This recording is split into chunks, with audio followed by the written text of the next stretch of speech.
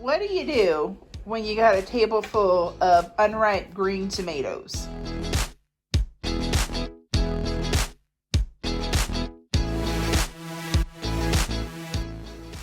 So we had a freak winter storm hit where we had our temperatures go down to below freezing, and it probably dropped about, I don't know, 8 to 12 inches of snow and we had 83-mile-an-hour winds. So I had to pull all of my tomato plants and I barely had any ripe ones. So I am going to show you how I am making Salsa Verde with green tomatoes.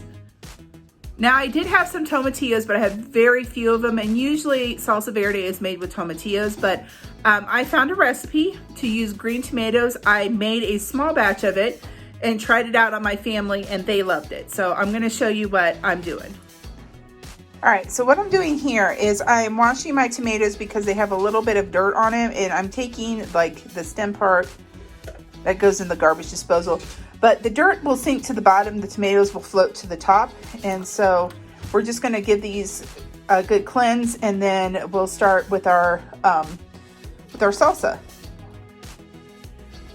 Here are the other ingredients besides the green tomatoes that are going in here. We have our jalapeno peppers. This is our cilantro, our garlic. In here we have onions. We have our lime juice, our oregano, cumin, and our salt. This recipe I got from the Ball Canning website, so I will leave a link to the recipe down below in the description. The other things that you're going to need is you're going to need a large stock pot. You're going to need your water bath canner, and I've already put some water in it, but it may not cover, so you're going to need to cover your jars where there's an inch of water, inch or two. Prefer an inch will work with your quart jars, which is what I'm doing, but you might want 2 inches with your like pint jars. But you're going to need that. And then back here I have my tea kettle that I'm going to have just simmering water in case I don't have enough water in here. I can just pour it over top, and that way I don't bring the temperature of the water down. The other thing that you're going to need is you're going to need lids, rings, and then I have some white vinegar here to clean the edges of my jars so that it will help it get a better seal, because if you have like a tomato seed or something under the lid, it won't seal. So this was my smaller batch that I did yesterday, and no, the day before. So, and that's what it looks like. So it looks pretty good. All right, so the recipe that I have actually calls for you to peel these and de-seed them. I didn't do any of that, and it turned out just fine. And I'm using up these like San Marzano tomatoes because I don't really even, I'll cut off like any bad spots, but I don't even have to like take the little stem part out. I haven't had any issue with it. So we're gonna kind of quarter these and put them in our our blender here.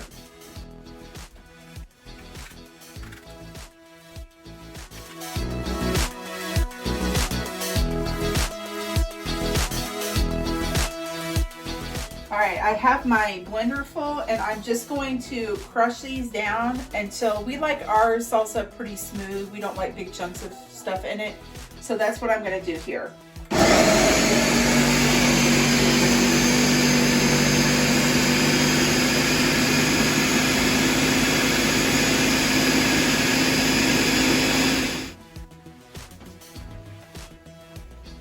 right, and we're gonna pour this in here.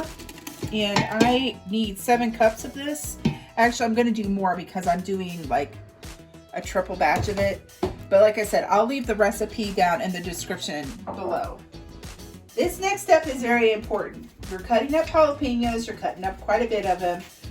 You need to wear gloves, because if you don't, and I made this mistake before, you can actually burn the skin on your hands. So I'm going to de-seed mine just so that we're looking for like a mild towards medium is what we're going for this. So I'm gonna cut these up, and I'm gonna add the jalapenos, the garlic, and the onions together in this, And we're going to blend those up too. All right, so these little onions are from our garden, and wow, do they pack a punch, man. They are, my eyes are watering. There's gonna be mascara everywhere.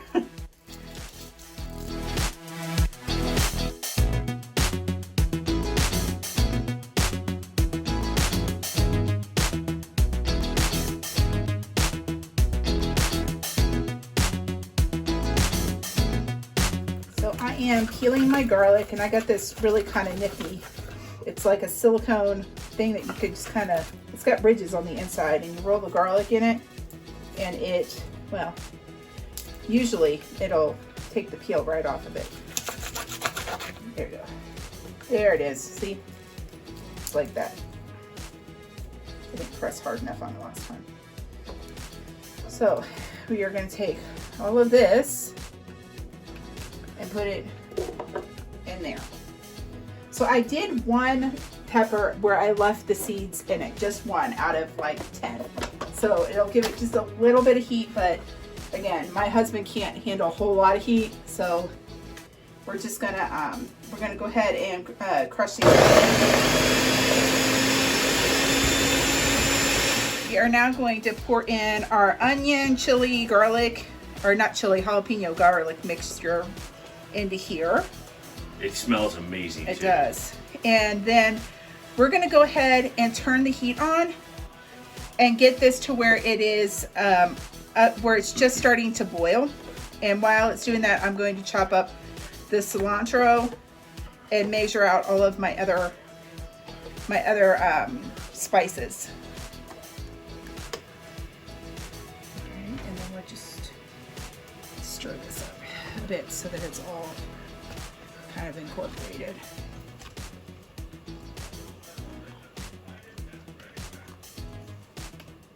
All right, so we're just going to chop this up.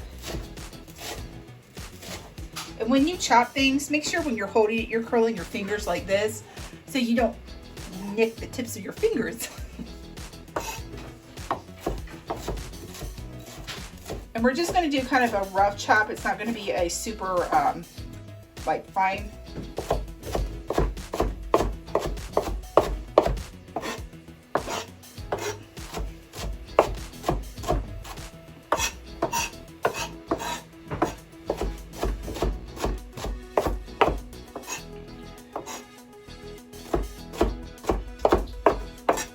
Like that. We are going to add in our lime juice, our cilantro, and then this is all of our spices, our cumin, our chili, our cumin, our oregano, salt, pepper, that's all in there. And then we're going to give it a stir, and we're going to let this cook, you know, come to a boil, and let it cook for 5 minutes. We are going to put our salsa into our jars. Now I've sterilized all of this in the dishwasher, my ladle, everything. So we're just going to fill this up, and you need a 1/2 inch headspace in it. So that's what this little guy is for here.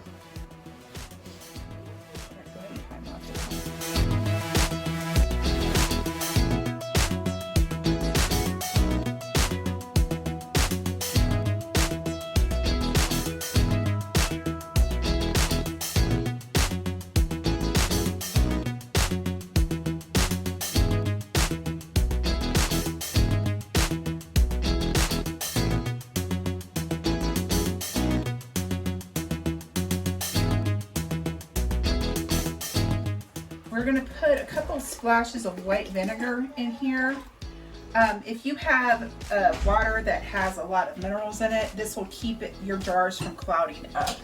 So we're going to take our jars, we're going to set them in our water bath canner.